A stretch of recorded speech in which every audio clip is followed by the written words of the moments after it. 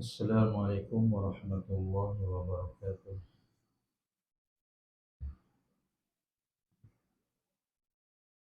Innal hamdalillah alhamdulillah nahmaduhu wa nasta'inuhu wa nastaghfiruh wa nu'minu bihi wa natawakkalu alayhi wa na'udzu billahi min shururi anfusina wa min sayyiati a'malina may yahdihillahu fala mudilla lahu wa may yudlilhu fala hadiya lahu wa nashhadu an la ilaha illallah wahdahu la syarika lahu ونشهد أن محمدا عبده ورسوله بلغ الرسالة وأدى الأمانة ونصح الأمة وجاهد في الله حق جهاده. قال الله سبحانه وتعالى في كتابه الكريم بعد أعوذ بالله من الشيطان الرجيم بسم الله الرحمن الرحيم قل إن كنتم تحبون الله فاتبعوني يحببكم الله ويغفر لكم ذنوبكم والله غفور رحيم وقال والذين جاهدوا فينا لنهدينهم سبلنا وإن الله لمع المحسنين وقال النبي صلى الله عليه وسلم لا يؤمن أحدكم حتى يكون هواه تبعا لما جئت به وقال الراحمون يرحمهم الرحمن تبارك وتعالى ارحموا من في الأرض يرحمكم من في السماء أو كما قال عليه الصلاة والسلام صدق الله العظيم وصدق رسوله النبي الكريم ونحن على ذلك من الشاهدين. Alhamdulillah, bersyukur pada Allah Subhanahu wa taala. Allah Subhanahu wa taala telah mengumpulkan kita sama-sama, dapat kita berkumpul, dapat hadir ke rumah Allah Subhanahu wa taala, mengerjakan fardu maghrib secara berjemaah, dan kemudian sama-sama kita dapat duduk mempelajari, membaca sedikit daripada kitab Ayyuhal Walad yang telah ditulis oleh karangan Al-Imam Muhammad bin Muhammad Al-Ghazali Al-Tusi rahimahullah ta'ala, dan diterjemahkan oleh Syekh Ahmad Fahmi Zamzam rahimahullah ta'ala. Semoga pembacaan kitab kita yang diberkati oleh Allah Subhanahu wa ta'ala, Allah Subhanahu wa ta'ala memberikan kepada kita kenikmatan berada di dalam taman-taman syurga. Allah Subhanahu wa ta'ala melembutkan hati kita, Allah Subhanahu wa ta'ala membersihkan hati kita, dan seterusnya mendorong kita untuk terus melakukan ketaatan pada Allah Subhanahu wa ta'ala. Amin ya rabbal alamin. Jadi alhamdulillah, hari ini kita sambung muka surat 1, muqaddimah yang telah ditulis oleh muallif rahimahullah ta'ala, iaitu Imam Ghazali sendiri. Sebelum ini bagaimana Imam Ghazali rahimahullah ta'ala telah menerangkan tentang muqaddimah ini, iaitu tentang berbuat baik, berbuat ketaatan kepada Allah Subhanahu wa ta'ala, mendoakan supaya panjang umur kepada anak muridnya, dan semoga memudahkan mengikuti jalan para kekasihnya. Baik, kemudian seterusnya, setelah Al-Imam menerangkan muqaddimah ini, Al-Imam terus mendahulukan sebelum nasihat-nasihatnya, ada beberapa perkara yang ingin diberitahu oleh Al-Imam Ghazali rahimahullah ta'ala, iaitu pada perenggan yang berikutnya. Qala al-musannif rahimahullah ta'ala wa nafa'ana bi ulumihi fid dharain amin. Ketahuilah olehmu bahawasanya apa jua cabang nasihat itu, maka adalah berasal daripada sumber kenabian. Maksudnya ialah hadis Rasulullah sallallahu alaihi wa alihi wasallam. Jadi apa sahaja nasihat, jadi disebabkan anak muridnya ni mempunyai hubungan yang sangat rapat dengan gurunya, anak muridnya meminta supaya gurunya memberikan nasihat-nasihat yang bermanfaat buat beliau, buat pelajar ini, Dan kemudian nasihat-nasihat yang diberikan oleh Al-Imam Ghazali rahimahullah ta'ala, pertama sekali ialah beliau mengatakan nasihat ini semuanya pasti berasal daripada sumber yang asal, iaitulah daripada Al-Quran dan juga hadis Nabi sallallahu alaihi wasallam. Kerana dua perkara inilah yang merupakan cahaya nur yang Allah letakkan di atas muka bumi ini, yang mana dengan Al-Quran ni Allah Ta'ala turunkan dan Allah Ta'ala jaga Al-Quran ini. Allah pelihara Al-Quran ini 1400 tahun lebih masih ada bersama dengan kita tanpa ada sebarang penyelewengan. Begitu hebat, begitu terpeliharanya Allah Ta'ala jaga Al-Quran ini. Allah letakkan di dalam hati-hati, di dalam hati para hufaz, para penghafal Al-Quran, yang mana jika Al-Quran ini hilang tetapi ada hati-hati yang masih menghafal, maka disebabkan ada orang yang menghafal, bahkan ramai orang yang mengetahui, orang membaca Al-Quran, maka sebab itulah Allah Ta'ala memelihara Al-Quran. Jadi Allah SWT berfirman, inna nahnu nazzalna dzikra wa inna lahu lahafidun. Sesungguhnya kamilah yang menurunkan Al-Quran dan kamilah yang memelihara Al-Quran. Iaitu salah satu cara Allah Ta'ala memeliharanya tanpa sebarang penyelewengan, tidak seperti suhuf-suhuf yang terdahulu, tidak seperti kitab-kitab yang terdahulu yang kita tahu ianya telah berlaku tokok tambah. Yang ditambah itu ialah perkara-perkara yang bukan daripadanya. Yang menambah itu adalah orang-orang agama itu sendiri, orang-orang penting, para rahib, para orang agama lah. Sebab itulah kita ini nak berjaya, kita perlu ada panduan guru-guru mursyid. Kita perlu ada panduan daripada para alim ulama kita. Dan Allah Ta'ala juga memelihara Al-Quran ini melalui apa dia tuan-tuan? Hadis Nabi SAW. Kerana Al-Quran ini adalah merupakan matan, kata ulama. Hadis itu adalah merupakan syarahan kepada Al-Quran. Banyak perkara dalam Al-Quran yang disebut secara ringkas, tapi hadislah yang menjelaskannya secara sempurna. Bagaimana solat dilakukan, bilakah bermulanya waktu solat, yang mana ketika solat pertama yang dikerjakan setelah Nabi SAW turun, setelah Nabi SAW Isra' Mi'raj, solat pertama yang Nabi SAW kerjakan adalah solat zuhur. Bukan solat subuh, solat zuhur. Walaupun Nabi SAW sampai pada malam Isra' Mi'raj itu seketika aja, sekejap aja Nabi dah sampai dah ke rumahnya. Tetapi Jibril alaihissalam datang dan menunjukkan Nabi SAW cara solat pada keesokan harinya bermula dengan zuhur. Apa hikmah dia? Di antara hikmahnya adalah zuhur itu daripada perkataan zahara, zahir, iaitu mudah-mudahan dengan solat yang pertama yang dilakukan ialah solat zuhur ini, maka Islam itu akan jadi zuhur, iaitu terzahir di seluruh alam ini.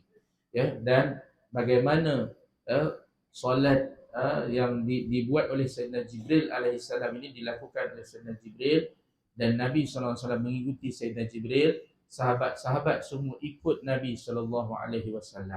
Dalam solat zuhur tadi, tengok Nabi SAW sembahyang, Nabi tak baca kuat. Nabi tunjuk. Sahabat tengok Nabi sembahyang, Nabi tak baca kuat ni, adakah Nabi tak baca apa-apa, Nabi senyap je ke? Jika dalam hati ke? Atau baca Al-Quran dengan menggerakkan mulut ke? Maka sahabat nak tengok, sahabat tak boleh nak mendahului Nabi. Maka sahabat-sahabat tengok ke arah bayang-bayang Nabi SAW. Sahabat tengok pada bayang-bayang Nabi SAW, tengok tak ada bayang-bayang. Waktu zuhur tu tengok tak ada bayang-bayang Nabi SAW. Adakah Nabi menggerakkan mulutnya? Maka akhirnya mereka melihat adakah janggut Nabi SAW bergerak ketika waktu zuhur tadi. Maka mereka dapat belajar bahawa Nabi SAW sedang membaca sesuatu. Mereka melihat apa yang Nabi SAW lakukan. Baik, dan begitulah juga seterusnya. Selama 2 hari berturut-turut selepas Isra' Mi'raj tadi, Sayyidina Jibril alaihissalam datang pada awal waktu. Pada awal waktu, setiap solat tadi, Sayyidina Jibril akan datang pada awal waktu, dan akhir waktu pada hari yang berikutnya. Pada hari berikutnya Sayyidina Jibril datang waktu zuhur itu. Ada beberapa riwayat, di antara riwayatnya ialah bayang-bayang sudah jadi satu kali ganda. Waktu zuhur contoh kan, satu kali ganda. Ini mengikut pendapat mazhab Syafi'i, di mana bila sembahyang sudah bila bayang-bayang sudah menjadi satu kali ganda, maka telah masuklah waktu asar, berakhirlah waktu zuhur. Dan ada pendapat yang mana Sayyidina Jibril AS turun pada ketika waktu itu bayang-bayang menjadi 2 kali ganda. Bayang-bayang menjadi 2 kali ganda. Yang ini diambil oleh Imam Abu Hanifah rahimahullah ta'ala. Mereka mengatakan sembahyang asar itu lewat sikit daripada mazhab Syafi'i, di mana bayang-bayang menjadi 2 kali ganda, lebih panjang daripada sesuatu objek itu. Baik, jadi Nabi SAW menjelaskan, dan Jibril AS bagi tahu pada Nabi, salat itu adalah di antara 2 waktu yang diberitahu. 2 waktu pertama, hari pertama Jibril AS datang di awal waktu, dan hari kedua adalah di akhir waktu. Jadi bila kita belajar hadis Nabi SAW, kita pun dapat tahu bagaimana sesuatu itu asal daripada hukum perintah Allah Ta'ala itu diambil daripada mana, melalui hadis-hadis Nabi SAW, melalui Al-Quran, melalui sunnah, melalui ijma', melalui qiyas. Maka 4 sumber ini yang mana akhirnya kembali juga kepada Al-Quran dan juga hadis Nabi SAW. Baik, Nabi SAW menerangkan, taraktu fikum amrain, aku telah meninggalkan kepada kamu 2 perkara, selagi mana kamu berpegang dengan kedua-dua perkara ini, maka lan tadhillu abadan. Sekali-kali kamu tidak akan sesat selama-lamanya, sampai bila-bila. Ma tamassaktum bihima, selagi kamu berpegang dengan kedua-duanya. Iaitulah kitabullah dan juga sunnah baginda Nabi SAW. Baik, jadi cuma kita ni nak faham, kita kena rujuk alim ulama'. Bukan melalui pembacaan kita dah boleh faham. Sahabat Nabi SAW pun ada kalanya tidak memahami. Waktu Nabi SAW ada seorang sahabat datang, seorang sahabat telah melihat dan membaca Al-Quran, di mana dalam Al-Quran ada menyebutkan uhilla lakum lailatas siyamir rafathu ila nisaikum hunna libasul lakum wa antum libasul lahun alimallahu annakum kuntum takhtanuna anfusakum fataba alaikum wa afa ankum fal'ana bashiruhunna wabtaghu ma kataballahu lakum wa kulu washrabu hatta yatabayyana lakumul khaytul abyadu minal khaytil aswadi minal fajr. Makanlah dan minumlah sehingga jelas kepada kamu benang putih daripada benang hitam daripada waktu fajar. Sahabat pun dia ambil benang putih, ambil benang hitam, dia letak dekat katil dia. Kemudian dia tengok benang tadi, nampak tak? Jelas tak benang itu? Selagi tak jelas benang putih daripada benang hitam, maka dia pun makan.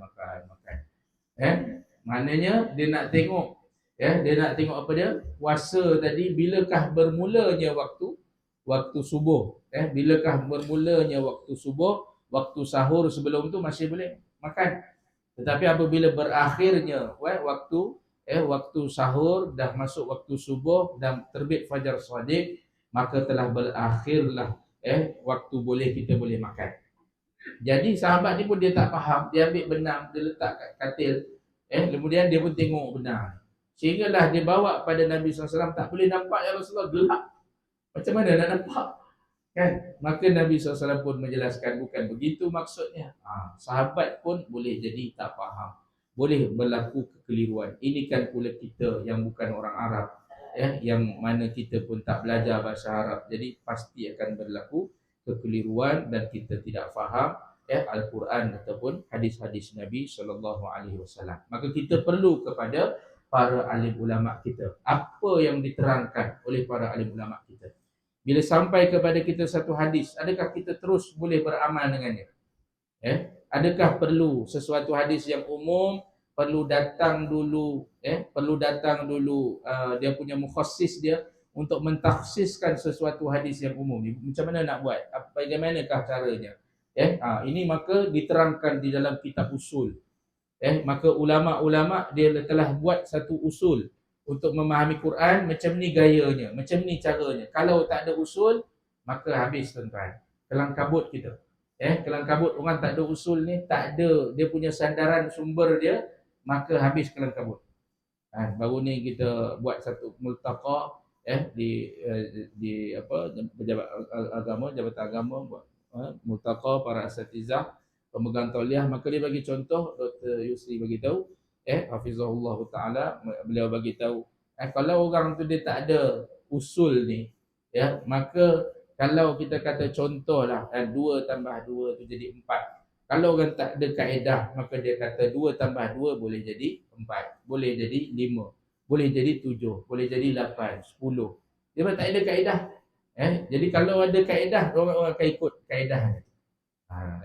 Jadi dalam memahami Al-Quran, di dalam memahami hadis Nabi SAW, kita perlu rujuk dengan para alim ulama kita. Jangan kita memandai-mandai. Dan satu lagi, rujuklah dengan ulama yang betul. Kerana ada juga keadaan di mana kita membaca dan kita mendengar orang ni mensyarahkan apa semua, lalu kita telah diterangkan dengan pemahaman yang salah. Nas ni adalah maksum, maknanya dia terpelihara. Yang salahnya ialah orang yang menerangkan. Yang salah itu adalah orang yang menerangkannya salah. Maka menyebabkan kesalahpahaman inilah yang telah tersebar di seluruh alam. Bukan sebab nas tu salah. Hadis Nabi, ni hadis kata, dia menyalahkan hadis pula. Hadis pula salah. Hadis tak pernah salah. Nabi SAW tak pernah salah. Seseorang itulah yang sebenarnya salah. Maka sebab itu kita rujuk dengan para alim ulama yang benar di dalam memahami sesuatu kaedah, di dalam memahami sesuatu hukum. Baik. Jadi maka pertama sekali Imam Ghazali sebut ialah semua nasihat ini pastilah berasal daripada sumber kenabian, iaitu mesti daripada baginda Nabi SAW, Quran ataupun hadis. Mesti melalui Nabi SAW. Oleh kerana itu, apabila telah sampai kepadamu suatu nasihat yang berpunca daripada sumber ini, maka apa perlunya lagi engkau kepada nasihat saya? Pertama sekali Imam Ghazali minta tak payahlah dengar nasihat saya, iaitu beliau merasakan nasihat dia kepada anak murid dia tak perlu dah, kerana pembelajaran Al-Quran, hadis dan semua sekali kitab-kitab yang diajar itu sudah memadai dengan penuh nasihat-nasihat dan banyaknya perkara-perkara yang diterangkan di sana. Jadi nak ambil daripada saya, kenapa pula? Ini adalah merupakan sifat tawaduknya Imam Ghazali rahimahullah ta'ala. Jadi kita nak ambil ilmu, jadi carilah ilmu daripada seorang yang alim, benar-benar alim. Carilah ilmu daripada seorang yang benar-benar tawaduk dengan ilmunya. Bukannya bila belajar makin lama makin sombong. Bukan. Makin belajar makin lama makin tinggi bahasa dia, cakap dia, meninggikan dirinya, bukan meninggikan Allah Subhanahu Wa Taala. Maka sebab itu para ulama kita menerangkan dalam bab adab perlunya mencari guru yang betul. Ikhtar al-ustaz, ikhtiyarul ustaz, mencari guru itu penting. Imam Bukhari rahimahullah taala, beliau duduk di satu tempat, orang bagi tahu pada dia, bila sampai di satu tempat, janganlah terus kamu nak pergi belajar, jangan. Pergi tengok dulu. Tengok dulu kat mana apa yang diajar ni, apa yang kita perlu nak belajar, mata pelajaran yang kita nak belajar. maka beliau pun duduk di satu tempat, maka beliau telah belajar dengan seorang imam, Imam Muhammad rahimahullahu taala, maka beliau telah mendapat manfaat yang banyak daripada Imam Muhammad. Imam Malik, sorry. Imam Malik mencari guru bila mana bila mana seorang menasihati beliau untuk apa, mencari dulu mencari memilih guru, maka beliau telah berjumpa dengan Imam Muhammad dan telah berkhidmat dan telah bersohbah dengannya selama 20 tahun lamanya. Belajar dengan beliau. Baik. Jadi begitulah keadaannya apabila kita ni memilih guru yang betul, yang mempunyai sifat-sifat tawaduk, yang lebih tua. Kalau kita baca dalam kitab adab, guru yang sepatutnya kita pilih adalah yang lebih tua umurnya. Sebab yang lebih tua umur ni lebih sempurna. Sebab kalau muda ni banyak ditintongnya lagi. Banyak lagi tak berapa nak sempurna lagi. Tapi ditetapkan oleh Allah Subhanahu Wa Taala, itu yang diberitahu dalam kitab-kitab adab, kitab-kitab yang menerangkan tentang perlunya kita mengambil dan memilih guru yang betul. Baik. Dan apabila masih belum sampai kepadamu suatu nasihat daripada sumber ini, maka sebenarnya ilmu apa yang telah engkau pelajari selama ini? Maka di sini teguran pula daripada guru. Tadi dia rasa dia tunjukkan bahawasanya nasihat dia tu tak perlulah. Tapi tiba-tiba dia marah pula anak murid dia. Apa yang kau belajar selama ni, kau tak dapat apa-apa ke? Ini seorang guru, dia akan mementingkan bagaimanakah pencapaian anak murid dia. Bagaimanakah keadaan anak murid dia? Adakah anak murid dia ni telah capai martabat darjat yang sepatutnya telah dicapai? Bukan sahaja dari segi keilmuan, maklumat. Ilmu kalau kita bertambah, kita tahu itu, tahu ini, maka itu dipanggil maklumat, tuan-tuan. Belum diamalkan, maka kita kena ubah maklumat itu menjadi makmulat, iaitu diamalkan dalam kehidupan kita. Supaya ilmu tadi akan menjadi manfaat dia. Barulah dikatakan al-ilmun nafi', ilmu yang memberi manfaat, iaitu kita dapat amalkan dalam kehidupan kita, dapat mencegah kita daripada perbuatan keji dan mungkar. Baik. Jadi Al-Imam Ghazali rahimahullah ta'ala menegur anak murid dia, apakah ilmu yang kamu dah pelajari? Maknanya apa yang kita pelajari ini, adakah kita amalkan dalam kehidupan kita? Bagaimana ketika kita niatkan, ketika kita mempelajari ilmu tu, apa niat kita? Niat kita seharusnya besar, seluas lautan. Bagaimana niat kita adalah untuk menghilangkan kejahilan daripada diri kita, untuk menyebarkan agama, untuk menyebarkan syiar Islam. Kerana syiar Islam akan tersebar bukan melalui pakaian. Syiar Islam bukan tersebar melalui keduniaan, bukan. Syiar Islam akan tersebar dengan ilmu, tuan-tuan. Ilmu melambangkan bagaimana bagusnya, bagaimana betapa bertamadunnya sesuatu kaum itu apabila mereka semua berilmu. Maka sebab itu kita belajar, tuan-tuan, maka niat kita adalah untuk kita amalkan dalam kehidupan kita. Saya nak amalkan dalam kehidupan saya. Nabi SAW zaman Nabi Al-Quran tak ada, tuan-tuan. Al-Quran ni belum dibukukan, tak ada. Macam mana nak baca Quran? Quran pun tak ada. Yang ada hanyalah Al-Quran yang mula ditulis dalam lembaran-lembaran kecil, yang ada di dalam beberapa suhuf muka surat, ataupun tulisan-tulisan yang terpotong-potong, yang ditulis oleh sahabat, mereka pun letak. Yang pandai menulis, dia tulis. Yang tak pandai tulis, dia pun menghafal. Ingat apa yang Nabi SAW sampaikan tadi, masukkan dalam kepala otak. Kemudian balik je lagi nak sampaikan pula kepada anak isteri, nak sampaikan pula kepada orang kampung. Duduk di tempat Nabi SAW, lepas tu balik ke kampung halaman, sampaikan pula kepada mereka. Ini apa yang mereka buat. Waktu tu Quran tak ada, tapi di manakah Al-Quran? Maka mereka tunjuk ke arah Nabi SAW. Itulah ke arah Al-Quran. Kerana Al-Quran itu seluruh isinya diamalkan oleh Nabi SAW, diamalkan oleh para sahabat. Kana khuluquhu Al-Quran, adalah akhlak baginda Nabi SAW itu adalah Al-Quran. nak tengok Al-Quran itu bergerak, ni sahabat Nabi, hafizul Quran. Nabi mengiktiraf ada sahabat-sahabat yang hafal seluruh Al-Quran. Ada Nabi SAW kata, nak belajar ilmu Al-Quran, belajarlah daripada fulan, belajar daripada Abdullah bin Mas'ud, belajar daripada sahabat-sahabat yang mahir dengan Al-Quran. Baik, jadi sebab itulah kita hari ini belajar. Apa yang kita belajar ni kita niat untuk amalkan. Kadang-kadang apa yang kita cerita ni benda sama je. Ustaz-ustaz datang cerita benda sama je.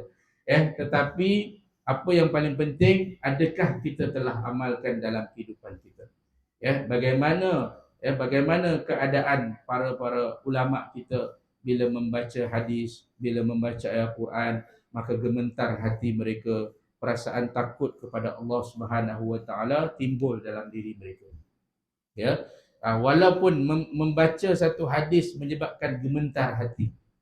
Sayyidina Abu Bakar radhiyallahu taala anhu satu kali membaca hadis, kemudian beliau telah bercakap hadis Nabi SAW, kemudian tiba-tiba beliau menggeletar ketakutan. Lepas tu beliau bagi tahu demikianlah atau demikian ataupun seumpamanya begitu.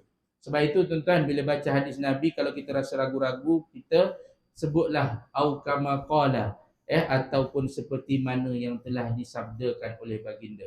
Tak tahu jangan sebut tuan-tuan. Sebut aja mafhumnya. Sebut saja lebih kurang mafhum saja. Semoga dengan hadis-hadis yang kita hafal dengan baik, Al-Quran yang kita baik ini, bila kita baca di hadapan, kita bagi tahu kepada orang lain, maka Al-Quran, nur daripada Al-Quran dan hadis Nabi sallallahu alaihi wasallam ni akan tersebar kepada orang lain. Kerana inilah nasihat yang sebenar-benarnya. Dakwah Nabi sallallahu alaihi wasallam itu adalah dengan Al-Quran. Dakwah Nabi SAW itu dengan Al-Quran. Nabi baca Al-Quran kepada orang kafir. Baca Al-Quran kepada mereka. Bila baca Al-Quran, mereka terpinga-pinga, kagum mereka dengan apa yang dibaca oleh baginda Nabi SAW. Bila turun saja perintah wa anzir ashiratakal aqrabin, berilah peringatan kepada kaum kerabat kamu yang terdekat, maka Nabi SAW telah kumpulkan saudara-maranya dan kemudian telah memberitahu kepada mereka tentang hari akhirat, tentang dakwah baginda Nabi SAW, tugas baginda, nubuah, risalah yang diutuskan baginda Nabi SAW dengan. Maka begitulah juga kita, tuan-tuan, apa yang kita belajar ni pastilah dalam kitab ini sumbernya adalah daripada Al-Quran dan hadis Nabi SAW. Kita amalkan dalam kehidupan kita, kita sampaikan pula kepada orang lain. Guru kami pernah bagi tahu bagaimana satu orang tu kalau dia niat untuk diri dia saja, untuk dia belajar diri dia saja, maka itu je lah niat yang dia dapat. Tapi kalau dia niat untuk seluruh alam, dia niat bagaimana hadis ini dapat disampaikan ke seluruh pelosok dunia. Dia niat walaupun dia duduk di sini, bagaimana ilmu yang dia belajar ni, kitab ni saya nak baca, dan saya nak baca nanti kepada anak-anak saya, kepada anak murid saya, kepada teman-teman saya, sahabat saya di seluruh dunia. Allah Ta'ala akan memperkenankan, Allah Ta'ala akan sampaikan niat dia tadi ke mana sahaja, yang mana Allah Subhanahu Wa Ta'ala inginkan. Kita lihat contoh Imam Ghazali, dia duduk di Khurasan kan? Dan waktu dia hidup, dia adakah ilmu dia tadi telah tersebar ke seluruh alam sampai ke curug-curug dunia, curug-curug hujung dunia ni semua tahu? Tak ada, tuan-tuan, belum lagi. Tetapi apabila setelah kewafatannya tersebar, anak muridnya tersebar, maka ilmunya tadi tersebar ke seluruh alam. Allah gunakan para alim ulama ini, yang mana mereka ini menyampaikan agama di tempat mereka, tetapi niat mereka adalah seluruh dunia. Niat mereka adalah di seluruh dunia, bagaimana agama Islam ini tersebar ke seluruh dunia. Maka tuan-tuan dimuliakan oleh Allah SWT, kita pun macam tu jugalah. Duduk di kampung Juai ni, jangan fikir sini aja. Kita ni fikir seluruh alam. Bagaimana Allah Ta'ala boleh dan berkuasa untuk sampaikan. Macam mana Nabi Ibrahim AS bila Allah perintahkan, wa'adzin fin nasi bil haji ya'tuka rijala, hendaklah kamu mengiklankan apa sahaja yang berkaitan dengan haji ini kepada manusia. Maka nak iklan pada siapa? Di Mekah tak ada orang. Waktu tu tak ada satu lembah yang kosong, tak ada orang pun. Tapi Allah Ta'ala perintahkan Nabi Ibrahim untuk sebarkan. I'zan, azin, iaitu ta'zin, menyebarkan dia. Maka yang sampaikan seruan ini adalah Allah Subhanahu Wa Ta'ala. Dan benar, ternyata seruan itu telah sampai kepada kita. Walaupun Nabi Ibrahim yang waktu tu dengan keseorangan menyebarkan, mengiklankan perkara ini, di hadapan di Mekkatul Mukarramah tak ada orang, tetapi Allah Ta'ala sampaikan sehingga tempat yang tak pernah kosong, tuan-tuan, yang sentiasa penuh, bergila-gila orang kampung kita pergi, kan? Ada je kita dengar saudara mara kita pergi. Tempat ini adalah tempat di mana bukti Allah Ta'ala memerintahkan Nabi Ibrahim untuk sampaikan, kemudian Nabi Ibrahim telah sampaikannya walaupun tiada orang, dan Allah Ta'ala sendiri yang telah menyampaikan dakwah Nabi Ibrahim tadi ke seluruh pelosok. Baik, seterusnya kita masuk setelah mukaddimah ini, yang apa yang telah ditulis oleh Imam Ghazali ini, maka Imam Ghazali telah masuk pada nasihatnya yang pertama, iaitu berkenaan dengan waktu. Berkenaan dengan waktu, iaitu masa. Nasihat pertama, waktu itu ialah kehidupan. Waktu itu sebenarnya adalah kehidupan. Cukuplah sebenarnya nasihat kepada kita ni, masa ni adalah sebenarnya satu nasihat yang cukup baik kepada kita. Kerana masa ini menerangkan kepada kita bahawasanya apa yang telah berlalu dalam kehidupan kita takkan dapat kita dapatkan balik lagi. Apa yang telah terlepas daripada kita, walaupun 1 minit yang lalu, walaupun setengah hari yang lalu, walaupun beberapa jam yang lalu, walaupun beberapa minggu yang lalu, kita tak dapat nak dapatkan dia balik, tuan-tuan. Ini satu nasihat yang sangat sempurna, yang jami', yang manik, yang mana di dalamnya terdapat segala nasihat. Waktu itu sebenarnya adalah nasihat yang sangat mengajar kepada kita. Jadi Islam telah mengajar kita bagaimana kita menguruskan waktu melalui solat itu sendiri, iaitu yang dikatakan sebagai waktu harian kita. Melalui perantaraan amalan solat, Allah Subhanahu Wa Taala mengajar kita nizamul awqat, iaitu penyusunan masa yang betul. Bagaimana masa itu adalah perkara yang sangat berharga bagi kehidupan manusia. Nabi dalam hadis, dalam kata-kata pepatah Arab mengatakan al-waqtu kas-sayfi. Waktu itu adalah seperti pedang. Waktu itu adalah seperti pedang. Illam taqta' qata'aka. Jika kamu tidak menggunakan pedang tadi untuk memukul, maka pedang tadi akan digunakan untuk memukul kamu. Maka kalaulah pedang tadi dah pukul kita, kita tak pegang pedang itu, kita tak menggunakannya, lalu orang lain mengambil pedang itu dan kena kepala kita, bagaimana? Pasti akan memudaratkan diri kita. Maka waktu yang dikatakan oleh pepatah Arab ini sungguh memberi kesan kepada kita. Berbanding kalau pepatah kita, waktu itu seperti emas. Waktu itu seperti emas. Kalau dalam pepatah bahasa Arab, masa itu seperti emas. Jadi kalau seperti emas, orang fikir kalau rasa tak perlu emas, dia pun tak adalah nak ni sangat, nak jaga sangat. Kalau dia rasa benda tu penting, maka dia pun akan mengusahakannya. Tapi bila dia rasa tak perlu, dia pun tak usaha. Tapi kalau dalam pepatah Arab, kalau kita tak berusaha untuk membuat kebaikan, maka kita akan memenuhkan masa kita dengan perkara-perkara yang malayani. Perkara yang sia-sia.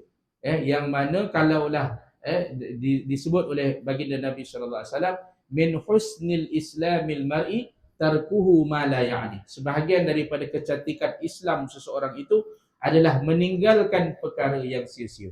Jadi kalau kita tak isi masa kita dengan perkara yang baik, maka pasti masa kita akan diisi dengan perkara-perkara yang tak ada apa-apa, ataupun paling lebih teruk daripada itu ialah perkara-perkara yang buruk yang akan menjadi kemudaratan buat diri kita. Baik, jadi sebab itu Islam melalui solat itu mengajar kepada kita kepentingan masa. Ya, kepentingan masa kita. Bagaimana masa ini Allah Taala sebut satu surah yang dipanggil suratul Asr. Ulama berbeza pendapat berkenaan dengan al-asr. Apakah maksud daripada al-asr ni? Adakah maksudnya adalah solat asar? Sebahagian ulama mentafsirkan al-asr di sini adalah solat asar. Ada yang mentafsirkan al-asr itu maksudnya ialah masa. Kerana ianya lebih bertepatan dengan apa yang dibawa, apa yang diterangkan di dalam surah ini ialah berkenaan dengan masa itu sendiri. Dan Allah Taala sendiri mengatakan manusia mencela masa, sedangkan akulah masa, kata Allah Taala. Apa maksud dia tu? Akulah masa. Maka ulama menerangkan akulah masa maksudnya aku adalah Tuhan yang menjadikan masa. Allah yang jadikan kepada kita masa, dan masa ini adalah satu nasihat yang sangat baik. Berapa banyak kita telah habiskan masa kita, tuan-tuan. Kalau kita renung balik daripada kita kecil sampai kita berusia sekarang ni 40 tahun sekarang ni, berapa banyak masa kita yang telah kita gunakan untuk kebaikan. Adakah perkara-perkara dan tanggungjawab yang telah terlepas daripada diri kita? Berapa banyak perintah Allah Ta'ala yang sudah ada dalam kehidupan kita? Bagaimanakah pula larangan Allah yang kita telah lakukan? Yang sebelum ini masa kita tadi telah kita penuhi dengan larangan-larangan Allah. Yang ini pula bagaimana? Sedangkan baginda Ibrahim alaihissalam, ketika semua umat menghadap kepada Nabi Ibrahim, wahai Nabi Ibrahim, kamu adalah datuk kepada Nabi Muhammad, kamu adalah orang-orang sekian, kamu adalah orang mulia, maka syafaatilah kami, kata mereka. Maka Nabi Ibrahim kata, aku tak berani nak memberi syafaat kepada kamu, kerana aku pun tak tahu pada hari ini adakah aku dapat lepas daripada azab Allah Subhanahu Wa Taala.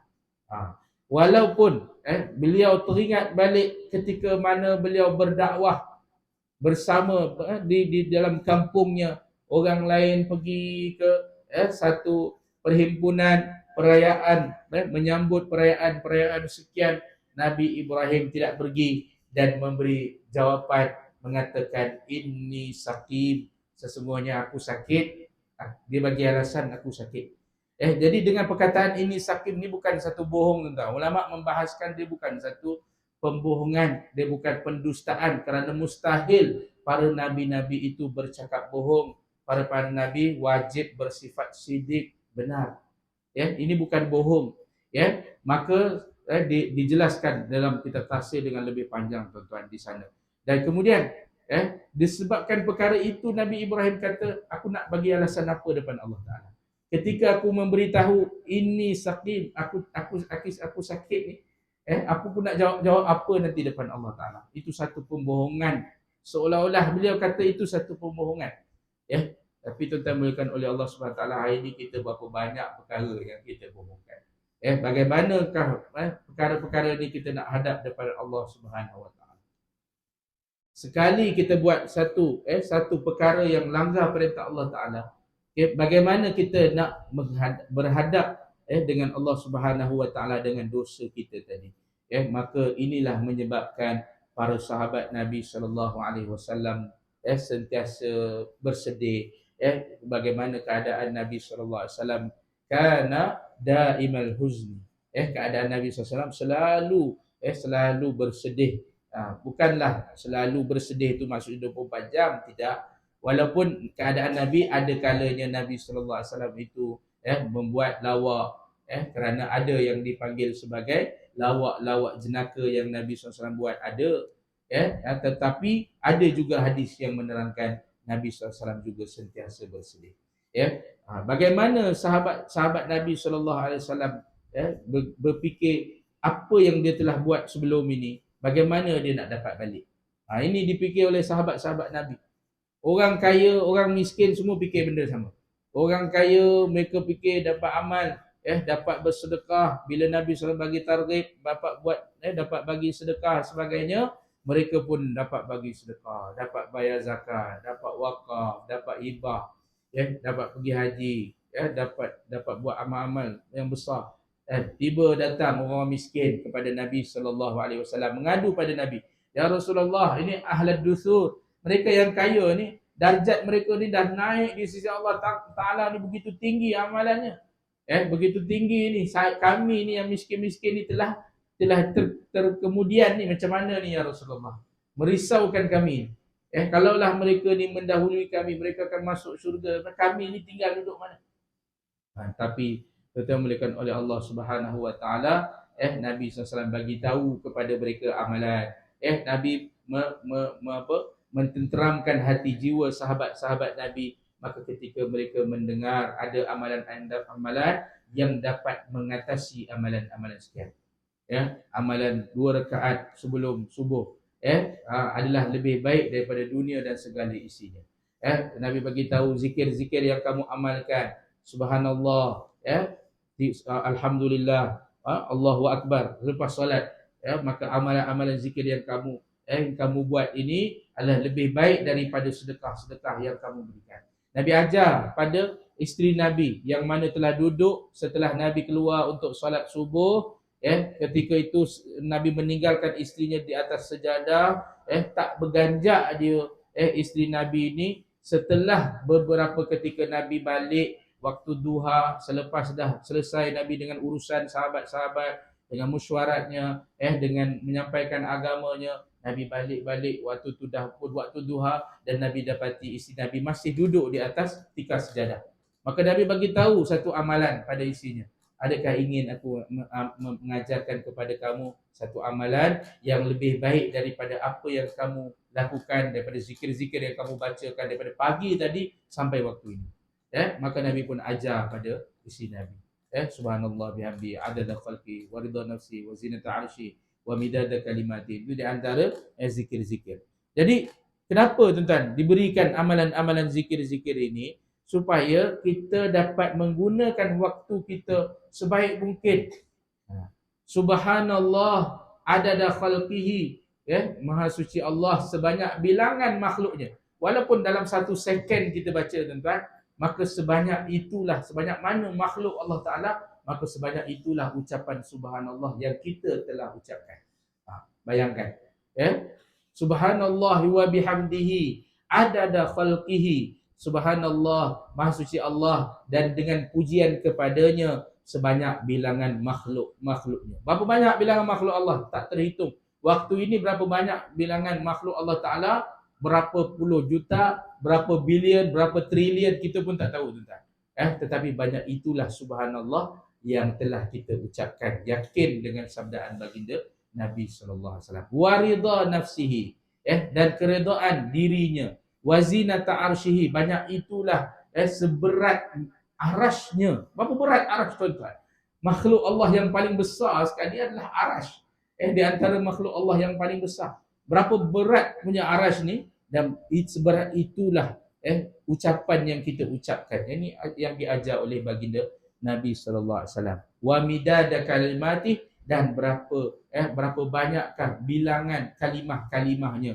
Berapa banyakkah bilangan kalimah-kalimahnya, berapa banyak itulah ucapan subhanallah wa bihamdihi yang kita ucapkan. Jadi satu ayat yang simple, satu ayat yang begitu ringkas, tapi bila kita baca maka telah memadai dan mencukupi, dan begitu hebat sekali amalan yang Nabi SAW ajarkan kepada kita, merangkumi dalam kehidupan kita. Nabi SAW ajarkan kepada kita bagaimana kita nak dapat balik apa sahaja yang kita telah terlepas. Contohnya keburukan yang kita telah buat, macam mana kita nak dapat balik kebaikan untuk menggantikan keburukan tadi. Hadirlah di dalam majlis ilmu. Kerana di hujung majlis ilmu akan ada satu seruan yang dibuat oleh para malaikat, iaitu malaikat akan menyeru, kerana ada malaikat yang khusus tuan-tuan, yang dihantar oleh Allah Subhanahu Wa Taala, tugasnya adalah mencari majlis-majlis ilmu. Malaikat ni banyak, setiap malaikat ada tugas dia. Setiap malaikat bersama dengan titisan hujan, ada satu malaikat yang turun bersama dengan setiap titisan hujan. Maka begitu banyaknya malaikat Allah. Ada malaikat ni bersilih ganti tuan-tuan. Waktu subuh, apa hikmah dia tuan-tuan? Bila mana kita sembahyang di awal waktu. Apakah hikmah kita sembahyang di awal waktu? Ialah waktu tu malaikat akan bertukar shift. Malaikat yang telah datang di waktu malam, maka mereka akan mula naik ke langit. Dan malaikat yang ditugaskan untuk menjaga dan memberi laporan kepada Allah Subhanahu Wa Taala untuk waktu siang, mereka akan mula turun. Waktu tu kalau kita sembahyang, kita disunatkan baca sembahyang subuh kita dengan bacaan yang panjang. Dengan bacaan-bacaan yang panjang. Kenapa sembahyang subuh ni di antara sembahyang yang kita digalakkan untuk baca dengan bacaan yang panjang? Selain daripada subuh, apa dia tuan-tuan? Sembahyang asar. Sembahyang asar tu kena bacaan panjang tuan-tuan. Sembahyang zuhur tak apa pendek. Sembahyang zuhur tak apa pendek. Tapi asar disunatkan kita sebenarnya baca panjang. Kenapa? Sebab waktu tu pertukaran shift juga. Waktu subuh, kerana malaikat yang naik, mereka mudah-mudahan mereka naik memberi laporan kepada Allah. Allah akan tanya. Allah akan tanya kepada mereka. Ini dalam kitab Majalisus Sunnah Syarah kepada Matan Arba'in, ada dituliskan di mana malaikat, Allah Ta'ala akan tanya pada malaikat, bagaimanakah keadaan hamba-hambaku ketika kamu semua meninggalkannya? Allah tanya. Maka malaikat akan menjawab, kami meninggalkan mereka dalam keadaan mereka sedang melakukan solat. Mereka sedang berzikir mengingatimu, wahai Allah. Maka ketika malaikat tadi turun, malaikat yang shift siang ni, dia akan turun, maka mereka juga akan memberi laporan nanti waktu kami turun pun, maka mereka sedang berzikir dan sedang mengingatimu, wahai Allah. Ini diajar kepada kita tuan-tuan oleh para alim ulama kita, diajar kepada kita. Dan malaikat yang saya sebutkan tadi ialah malaikat yang khusus, yang tugasnya adalah mencari majlis ilmu saja. Itu je tugasnya. Dia pergi kat mana-mana seluruh dunia majlis ilmu, dia akan pergi. Dia akan cari, kemudian bila dia jumpa, maka dia akan duduk dalam majlis ilmu. Dia akan panggil malaikat-malaikat yang lain yang ada di sekitarnya untuk mencari yang majlis ilmu ni. Dah jumpa, dia akan panggil ramai-ramai. Dia akan bagi tahu kepada malaikat dia, halummu ila hajatikum. Marilah sini untuk kamu sempurnakan hajat kamu. Iaitu kamu datang ditugaskan untuk cari majlis ilmu dan hajat kamu akan tercapai. Iaitu tugas kamu telah selesai di sini untuk mencari majlis ilmu. Dan di akhir majlis akan ada satu pengumuman yang dibuat, apa dia tuan-tuan, iaitu kumu maghfuran lakum qad buddilat sayyi'atukumul hasanat. Bangunlah kamu semua dalam keadaan kamu telah diampunkan segala dosa kamu. Bukan itu saja, bukan diampunkan saja, bahkan diberitahu oleh baginda Nabi SAW, qad buddilat, telah digantikan, ditabdilkan sayyi'atukumul hasanat. Segala keburukan kamu telah digantikan dengan kebaikan. Yang ini yang kita tuan-tuan seharusnya kita cari majlis ilmu tuan-tuan. Banyak mana dosa-dosa kita yang lepas ni, kita berharap duduk majlis ilmu, kita berharap dengan kelebihan yang diberitahu oleh Nabi SAW ni, Allah tukar segala keburukan kita. Allah tukar dengan keburukan ini digantikan dengan kebaikan. Nanti di hari akhirat kita berharap yang buruk tadi sudah menjadi yang baik-baik saja. Kita harap yang buruk-buruk tadi diampunkan oleh Allah Subhanahu wa taala. Wallahu a'lam bissawab. Semoga Allah Subhanahu wa taala bagi kebaikan yang banyak kepada kita. Allah bagi semangat kepada kita untuk terus belajar ilmu, untuk terus mendekatkan diri kita kepada Allah Subhanahu wa taala. Amin ya rabbal alamin. Bismillahirrahmanirrahim. Alhamdulillahirabbil alamin. والصلاة والسلام على أشرف الأنبياء والمرسلين وعلى آله وصحبه أجمعين. اللهم اجعل جمعنا هذا جمعا مرحوما وتفرقنا من بعده تفرقا معصوما. اللهم فقهنا في الدين وعلمنا التأويل. اللهم إنا نسألك إيمانا كاملا وعملا متقبلا ويقينا صادقا وقلبا خاشعا ولسانا ذاكرا وعلما نافعا ودينا قيما ورزقا حلالا طيبا وشفاء من كل داء. ربنا آتنا في الدنيا حسنة وفي الآخرة حسنة وقنا عذاب النار. وصلى الله على سيدنا محمد وعلى آله وصحبه أجمعين والحمد لله رب العالمين. سبحان الله وبحمده سبحانك اللهم وبحمدك أشهد أن لا إله إلا أنت أستغفرك.